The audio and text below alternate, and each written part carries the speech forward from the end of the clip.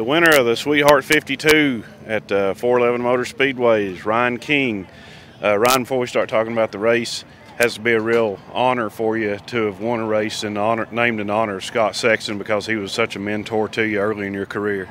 Yeah, I mean, this is about one of the biggest deals I've won so far, just because it is of Scott. It ain't one of my biggest money races, you know, but it's pretty important. Like I said, Scott helped me a lot when I was, young, starting out. He pretty much showed me how to drive one of these things, and I mean, it means a lot. And another thing to add, all this money that we won tonight is going right back to Derek and the family to help pay for Scott's funeral and all that type of stuff, all his arrangements. So, I mean, they've been, you can't describe how big of a help they've been to us, and so this is the least we can do to kind of repay them.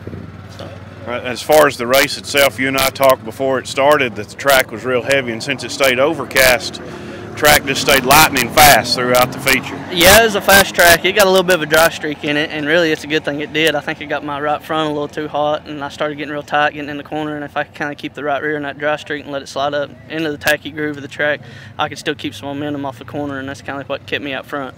When you had those cautions, you would jump away on the restart. I don't know if you had any way of knowing, but whether it be Cardwell or Beeler, either one, they would close back up on you as the race ran a little longer, and then the cautions would come out and you'd jump away. Was that just a matter of tire management, or was there something else going on? Yeah, it had a lot to do with tires. Like, my car was just better on the short run. I had soft tires on the front, and I was hoping they'd last me till the end, as hooked up as the track was. But I think, like I said, I was locking down the right front tire, getting it too hot, and the caution was getting it cooled back down, and that heating up, cooling down.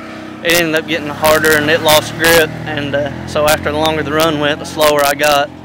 As you were both coming to the white flag, both you and Beeler slid up kind of in the mush there in turns 3 and 4.